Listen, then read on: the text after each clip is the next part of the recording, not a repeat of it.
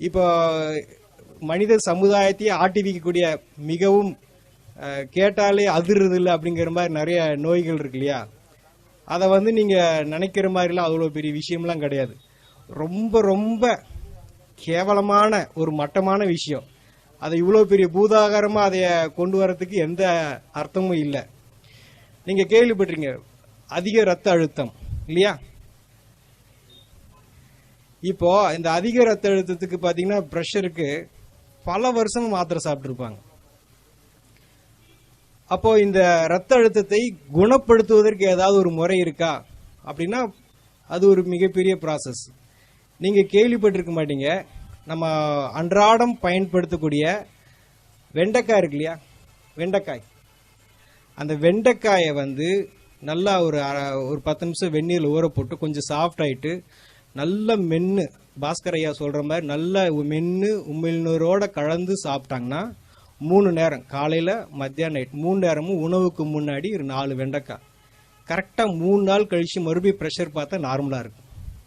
நார்மலாக இருக்குங்கிறது அவளுக்கு அந்த சிம்டம்ஸ் இருக்காது, நல்லா ஆயிடும். ஸோ ரத்த அழுத்தத்தை எந்த மாதிரி நிலை இருந்தால் சரி, அந்த கிட்னியே ஃபெயிலியர் ஆகிற அளவுக்கு ரத்த அழுத்தம் இருந்தால் கூட அதை குணப்படுத்தக்கூடிய ஆற்றல் எதில் இருக்குங்க? வெண்டைக்காயில் இருக்குது. அப்புறம் ரெண்டாவது பார்த்தீங்கன்னா ரொம்ப இருதயம், ஹார்ட் சம்பந்தப்பட்ட கார்டியா நிறைய வந்து கார்டியா வாஸ்குலர் டிசீஸ் ரொம்ப நிறைய வருது. ஸோ அந்த மாதிரி இருதய சம்பந்தப்பட்ட பிரச்சனைகளுக்கு வந்து எந்த மாதிரி தீர்வு? இருதயம் ஏன் பலகீனமா அடையுது அப்படின்னா உடம்புல வந்து துவர்ப்பு சத்து இருக்கு பாத்தீங்களா? அந்த துவர்ப்பு சத்து வந்து ரொம்ப கம்மியா இருக்கு. அந்த துவர்ப்பு சத்து நம்ம சாப்பிடுறது ரொம்ப ரொம்ப குறைவு. அப்ப ரத்த குழாய்கள் நல்லா சுருங்கி விரியணும், ரத்தம் வெளியேற்றக்கூடிய இருதயம் நல்லா சுருங்கி விரியணும்னா அதுக்கு துவர்ப்பு நிறைய வேணும். துவர்ப்பை வந்து தனியா சாப்பிட்றதுக்கு பதிலாக துவர்ப்பை வந்து உணவா சாப்பிட்றது நல்லது. ஆக நம்ம எந்த இடத்துக்கு போனாலும் ஒரு விசேஷத்துல வந்து முன்னாடி என்ன வச்சிருக்காங்க? வாழை மரம், வாழைக்காயை வந்து தொங்க வச்சிருக்கிறாங்க. ஆக அந்த வாழைக்காயை வந்து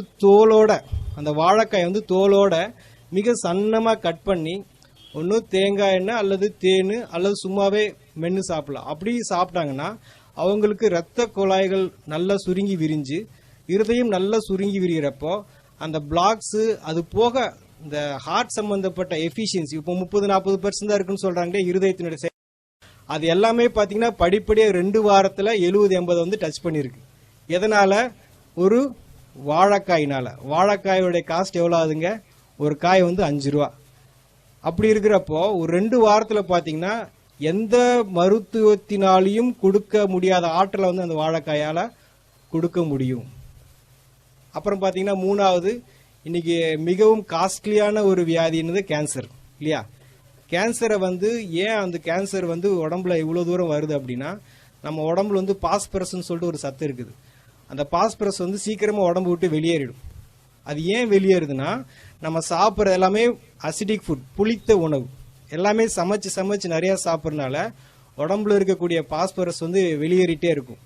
அப்போ உடம்புக்கு எல்லாருமே வந்து அசிடிக் பாடியா மாறிடுச்சு. அதை வந்து காரத்தன்மையும் சேர்த்து நியூட்ரலா இருக்கணும்.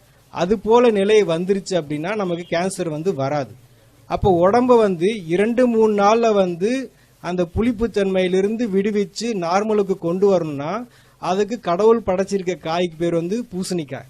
இந்த வெள்ளை பூசணிக்காய அந்த தோலோட, அந்த மேல் தோல் இருக்கு இல்லைங்களா, அந்த தோலோட நல்லா மிக்சியில போட்டு அரைச்சு அதை வடிகட்டி ஜூஸ் குடிக்க என்ன ஆகும்னா கொஞ்சம் கொஞ்சமா அந்த கேன்சர் அல்சருங்கிறது என்ன ஆகுங்க? புண்ணு ஆற ஆரம்பிச்சிடும். அவங்க கேன்சர் வந்து வெளியில வந்துருவாங்க. வெளியில வந்துகிட்டு இருக்கிறாங்க, வெளியில நிறைய பேர் வந்திருக்காங்க. எதனாலங்க? ஒரு வெள்ளை பூசணிக்காய். வெள்ளை பூசணிக்காய் எவ்வளவு இருக்குங்க? அதிகபட்சம் 10 ரூபாய்க்கு இருக்கும். அந்த பாட்டிலாம் உழவர் சந்தையில் உட்கார்ந்து இருப்பாங்க, பாவமா இருக்கும், யாரும் சரியா வாங்க மாட்டாங்க, மிச்சத்தை எரிச்சிட்டு எப்படி வேடிக்கை பார்த்துட்டு இருப்பாங்க. அவ்வளோ பெரிய ஆற்றல் வந்து வெள்ளை பூசணிக்காயில இருக்கு. இன்னைக்கு நம்ம கேட்டிருக்கிறோம், நிறைய வந்து டயாலிசிஸ் பண்ணிட்டு இருக்கிறாங்க, வாரத்துக்கு ஒரு தடவை, வாரத்துக்கு 2 தடவை. அதுக்கு கொடுக்கக்கூடிய அமௌண்ட், உடல் உழைப்பு இதெல்லாம் இருக்கு பாத்தீங்களா? இந்த உடம்புல நீர் சரியாக பிரியவில்லை, உடம்புல இருக்கக்கூடிய நீர் சரியாக வெளியேறல.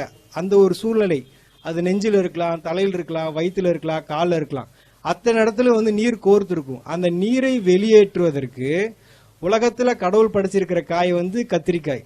கத்திரிக்காய் வந்து உடம்புல இருக்கக்கூடிய எந்த மாதிரி ஒரு நீரா இருந்தாலும் வெளியேற்றிடும். அதை எப்படி பண்ணலாம்னா ஒரு 2 கத்திரிக்காயை 2 தக்காளியை வந்து ஒரு அரை மணி நேரம் வெந்நீரில் ஊற வச்சுட்டு நல்லா மிக்சியில் அடித்து வடித்து ஜூஸை குடிக்க என்ன ஆகுனா சிறுநீர் பிரிய ஆரம்பிச்சிடும். ஸோ அவங்களுக்கு யூரிக் ஆசிடோ கிரியேட்டினோ எதுவாக இருந்தாலும் கொஞ்சம் கொஞ்சமாக வந்து ரிவர்ஸ் ஆகும். இந்த கத்திரிக்காயை நம்ம ரெகுலராகவே வாழ்க்கையில் பயன்படுத்திகிட்டே இருந்தேன்னா நமக்கு வந்து இந்த கிட்னி ஃபெயிலியருங்கிற நிலை வந்து நமக்கு வராது. அவ்வளோ சிறப்பான காய் வந்து கத்திரிக்காய். அப்போ அதுக்கு நாம் எவ்வளோ ஸ்பெண்ட் பண்ணுறோம் அப்படின்னா அதுவும் பெரிய விஷயம் இல்லை. பீன்ஸ் காஸ்ட் கொடுக்குற அளவுக்குலாம் அதெல்லாம் அவ்வளோ பெரிய விஷயம் இல்லை. இது நடந்திருக்கு. நான் பேசிகிட்டு இருக்கிறது வந்து கதையோ அல்லது புஸ்தகத்திலிருந்து பேசுகிறதோ தீரியோ கிடையாது. இப்போ சொல்லிட்டு இருக்கிறது எல்லாமே சம்பவங்களை தான் வந்து உங்களோட வந்து ஷேர் பண்ணிட்டு இருக்கிறோம். ஏதோ போட்டிருக்கிறாங்க அதை நெட்டில் பார்த்ததில்ல அப்படிலாம் கிடையாது. ஒவ்வொரு விஷயத்தையும் சம்பந்தப்பட்ட அனுபவத்தோடு நம்ம இங்கே பேசிகிட்டு இருக்கிறோம். இப்போ நீங்கள் நிறைய கேள்விப்பட்டிருங்க நியூராலஜிஸ்ட், நரம்பு சம்பந்தப்பட்ட டாக்டர். அப்போ நியூராலஜிஸ்ட்டுக்குன்னு நம்ம வந்து இன்னைக்கு பார்த்தீங்கன்னா நிறைய உருவாகிட்டே இருக்கிறாங்க. இந்த நிகழ்காலத்தில் பார்த்தீங்கன்னா உடம்புல ஸ்ட்ரெஸ் அதிகமாகி என்ன அழுத்தங்கள் காரணமாக நரம்புகள் பலகீனமாகுது. தலைவலி, பேரலிசிஸ், பக்கவாதம் இந்த மாதிரி வருது. மெயினாக லேடிஸ்க்கு வந்து ஸ்ட்ரெஸ் ஜாஸ்தியாக இருக்குது மென்சஸ் டைம்லலாம். ஸோ இந்த மாதிரி இந்த நரம்புகளுடைய பலகீனம் உடம்புல பல விதத்தில் தெரியும். அந்த மாதிரி இருக்கிறப்போ கொத்தவரங்காய் இருக்கு இல்லைங்களா, ஒரு கொத்தவரங்காய் 10 கொத்தவரங்காயும் ஒரு முழு எலுமிச்சம்பழத்தையும் நல்லா ஜூஸ் போட்டு வடித்து குடித்தாங்க அப்படின்னா கொஞ்சம் கொஞ்சமாக நரம்பு தளர்ச்சி சரியாயிடும். மெயினாக இந்த பீரியட்ஸ் ஆகிறப்போ 20 நாள் 15-20 நாள்லாம் நிறைய பேருக்கு பீரியட்ஸ் ஆகிட்டே இருக்கும். அந்த விஷயங்கள்லாம் பார்த்தீங்கன்னா அடுத்த ஒரு நாளைக்கு 3 தடவை குடித்தாங்கன்னா 3 நாளில் அந்த ப்ராப்ளமே சரியாயிடும். எதுங்க? கொத்தவரங்காய் எலுமிச்சம்பழமும் ஜூஸ் போட்டு குடித்தா. ஸோ அவ்வளோ பெரிய ஆற்றல் இருக்குது கொத்தவரங்காய்க்கு. அது பக்கவாதம்னு சொல்லிட்டு பெட் ரிட்டனாக படுத்திருக்காங்க இல்லைங்களா, நரம்புகள்லாம் செயலிழந்து அதையே கூட குணப்படுத்தக்கூடிய ஆற்றல் வந்து கொத்தவரங்காய்க்கு இருக்குது. அப்புறம் பார்த்தீங்கன்னா நிறைய பேருக்கு தூக்கம் இல்லாமல் தவிக்கிறாங்க இல்லைங்களா, தூக்கம் இல்லாமல் நிறைய செடேஷன் டேப்லெட்ஸ்லாம் போட்டுக்கிறாங்க.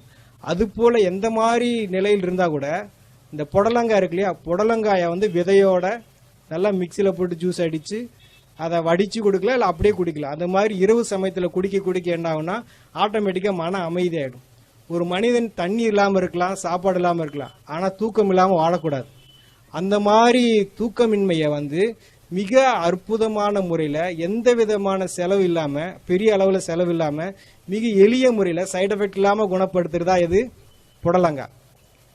அடுத்து பார்த்தீங்கன்னா நம்ம குடல் இந்த தசைகள்லாம் பார்த்தா ரொம்ப பலகீனமாயிருது. ஸோ அந்த பலகீனம் காரணமாக பார்த்தா கர்ப்பப்பை இறங்கிருச்சு, குடல் இறங்கிருச்சு, கேள்விப்பட்டிருக்கீங்களா? இதெல்லாம் நம்ம கேள்விப்பட்டிருக்கிறோம். அப்போ அந்த உடம்புல இருக்கிற தசைகள் வந்து ஸ்ட்ரென்த் கிடையாது. இப்போ இந்த ஏதோ ஒரு பொருளை பிடிச்சி தூக்குனா அதுக்கு வந்து பலம் வேணும் இல்லையா, அந்த பலம் இல்லாதனால அதெல்லாம் இறங்குது. ஸோ உடம்பை ஸ்ட்ரென்த் பண்ணுறதுக்கு, தசைகளை ஸ்ட்ரென்த் பண்ணுறதுக்கு என்ன காய்னா அரசாணிக்காய், நம்ம வச்சிருக்கிற மஞ்சள் பூசணிக்காய். இந்த மஞ்சள் பூசணிக்காய் என்ன பண்ணுதுன்னா நம்ம தசைகளுக்கு வலுவூட்டுது. ஸோ அந்த மஞ்சள் பூசணிக்காயை வந்து சின்னதாக கட் பண்ணி மென்று சாப்பிடலாம். பல்லு இல்லாதவங்க ஜூஸ் போட்டு குடிக்கலாம். அந்த மாதிரி குடிக்கிறப்ப இந்த குடல் இறக்கம், கர்ப்பப்பை இறக்கம் எல்லாமே, ஷோல்டர் இறங்குறது எல்லாமே வந்து படிப்படியாக வந்து அந்த இடத்துல வந்து செட் ஆகிடும். ஸோ அதுக்கு நம்ம இது வரைக்கும் இதுக்கெல்லாம் தீர்வு இல்லைன்னு நினச்சிட்டு இருக்கோம் இல்லையா, தீர்வு இருக்கா இல்லைங்களா? நம்ம பேசிகிட்டு இருக்கிற எல்லாமே வந்து பார்த்தீங்கன்னா நீங்கள் அந்த பொருளை எந்த விதத்துலையும் வேக வைக்கிறதோ வறுக்கிறதோ இல்லாமல் அப்படியே சாப்பிட்றது. நீங்கள் அதை ஏதாவது பண்ணிங்கன்னா கண்டிப்பாக அது உங்களுக்கு 1% கூட நமக்கு பயன்படாது. எந்த ஒரு 0.5% கூட நமக்கு பயன்படாது. நீங்கள் அந்த பொருளை அதை அப்படியே தான் சாப்பிடணும். ஏன் அப்படின்னா நம்ம எதை பற்றி பேசிகிட்டு இருக்கிறோம், விட்டமின்ஸ் வந்து சீக்கிரமாக வந்து ஆவியாயிடும். அப்போ நீங்கள் கொஞ்சமாக அதை பாயில் பண்ணால் கூட ஆவியாயிடும். நீங்கள் விரும்பி ருசிக்காக சாப்பிடலாம், ஆனால் அதுக்கு உங்களுக்கு சுத்தமாக எந்த விதத்துலையும் பயன்படாது. அப்புறம் நம்ம நிறைய கேள்விப்பட்டிருக்கிறோம், என்னது கொலஸ்ட்ரால் அப்படிங்கிறது ஒரு சகஜமாக எல்லாருக்கும் இருக்கக்கூடிய ஒரு விஷயம் ஆயிடுச்சு. இங்கே இருக்கிறவங்களுக்கு எடுத்து பார்த்தா 70%க்கு நெகட்டிவாக தான் கொலஸ்ட்ரால் இருக்கும். ஸோ அந்த கெட்ட கொழுப்பு எப்படி உடம்பு விட்டு நீங்கும் அப்படின்னா, உடம்புல வந்து எந்த மாதிரி கொழுப்பாக இருந்தாலும் அந்த கொழுப்பை வந்து தசையிலிருந்து தோலிருந்து கொஞ்சமாக நீக்கி வெளியே அனுப்புறதுக்கு தான் கோவக்காய் என்ன பண்ணுதுன்னா கொஞ்சமாக அந்த கெட்ட கொழுப்பை உடம்புல இருந்து நீக்கி அந்த ட்ரைகிளிசரைடு, LDL இதெல்லாம் வந்து கொஞ்சமாக நீக்கி உடம்பு வந்து சுத்தமாக வச்சுக்கும். ஃபேட்டி லிவர்னு சொல்லுவாங்க. அதெல்லாத்தையும் கூட இந்த கோவக்காய் வந்து மிக அற்புதமான முறையில் சரி பண்ணிடும். ஸோ கொலஸ்ட்ராலுக்கு ஒரு தீர்வு கிடைச்சிருச்சா? அப்புறம் உடம்புல சொரியாசிஸ் சொல்லுவாங்களே, மிக கடுமையான வியாதி, பயங்கரமான தோல் சம்பந்தப்பட்ட பிரச்சனை. அந்த மாதிரி சொரியாசிஸ்க்கு வந்து ட்ரீட்மெண்ட்ல நிறைய பேருக்கு சர்ஜரி லெவலில் போறாங்க. அந்த மாதிரி சர்ஜரியெல்லாம் இல்லாமல் சாதாரணமான முறையிலே வந்து சரிப்படுத்துறது தான் வந்து கோவக்காய். கோவக்காய்க்கு மீறின ஒரு பொருள் கிடையாது. இந்த வெள்ளையா இருக்குல்லையா, ஒயிட்ல எல்லாம் வெள்ளை வெள்ளையா பேச்சஸ் வருது. இந்த மாதிரி வெள்ளையா இருக்கக்கூடிய பேச்சஸ்க்கு கூட இந்த கோவக்காயை சாப்பிட்டு மீண்டும் அந்த கலர் வந்திருக்கு. கோவைக்காய் அதோட கோவை இலை கிடைச்சா அதோட ரொம்ப சிறப்பு. சரிங்களா? கொலஸ்ட்ராலுக்கு சரி, இந்த மாதிரி ஸ்கின் ப்ராப்ளத்துக்கு எல்லாத்துக்குமே கோவக்காய் நல்லா கேட்கும். அடுத்து பார்த்தா சுவாசத்தில் நமக்கு வந்து சரியான ஆக்சிஜன் பற்றாக்குறை இருக்கனால தான் இந்த ஆஸ்துமா, வீசிங் இதெல்லாம் வருது. ஸோ அந்த மாதிரி சுவாச சம்பந்தப்பட்ட பிரச்சனைக்கு உடம்புல அதிகமான ஆக்சிஜன் பிராணனை கொடுக்கக்கூடியது தான் வந்து முருங்கை இலைய கீரையை ஜூஸ் போட்டு குடிக்கலாம். அல்லது முருங்கை விதை இருக்கு பார்த்தீங்களா, அது முத்துன முருங்கை விதையை வந்து எண்ணெய் பசை இருக்கும், அதை வந்து அப்படியே வாயில பபுள்க மாதிரி சப்பி சாப்பிடணும்.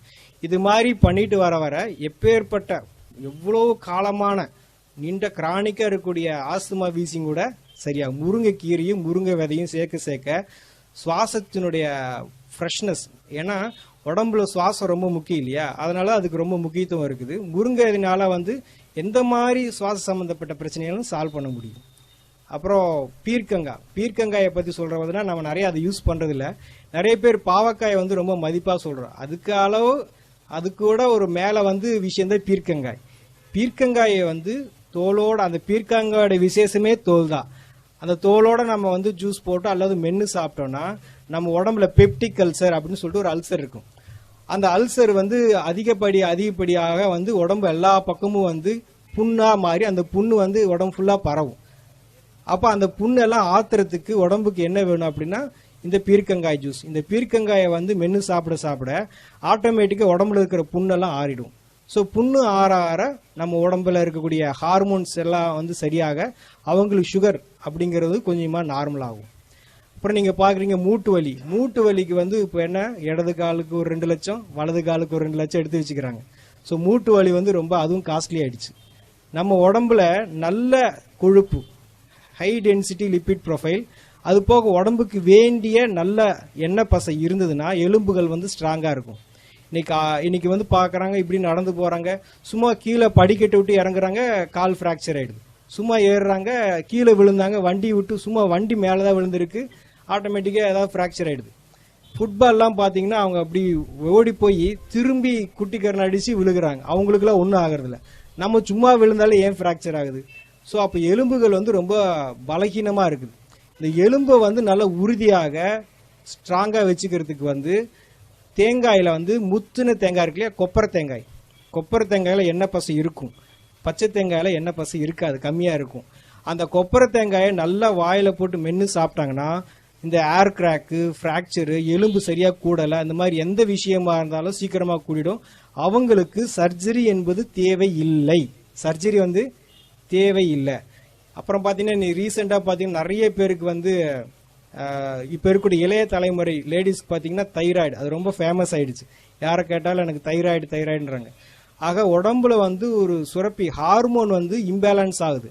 அந்த ஹார்மோன் இம்பேலன்ஸுக்கு என்ன காரணம் அப்படின்னா கால்சியம் வந்து சரியான விதத்தில் செயல்பாடு இல்லை, அதிகப்படியாக வேலை செய்யுது, இல்லை குறைய வேலை செய்யுது. இந்த கால்சியத்தை சீரமைக்கக்கூடிய பணியை செய்யறத யார் அப்படின்னா எலுமிச்சம்பழம். நம்ம நினைச்சிட்டு இருக்கோம் எலுமிச்சம்பழம் ஜூஸ் நல்லது அப்படின்னு, கிடையவே கிடையாது. நீங்க குடிக்கக்கூடிய அந்த எலுமிச்சம்பழம் ஜூஸ் வந்து சுத்தமா யாருக்குமே பயன்படாது. எலுமிச்சம்பழம் தோல் இருக்கு பாத்தீங்களா, அதுலதான் ஊட்டச்சத்து இருக்கு. எலுமிச்சம்பழத்தை தோலோட மிக்சியில ஜூஸ் போட்டு அடிச்சு குடிக்கலாம், அல்லது தோலை மட்டும் கொஞ்சமா வாயில மென்று சாப்பிட ஹார்மோன் இம்பேலன்ஸ் வந்து சரியாகும்.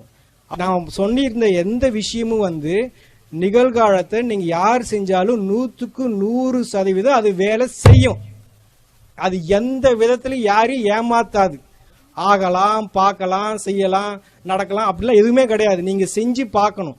ஆக நாங்க என்ன சொல்றோம்னா, குணப்படுத்துறதுக்கு நாங்க தயார், நீங்க குணமாகறதுக்கு நீங்க தயாரான்னு கேட்கிறோம்.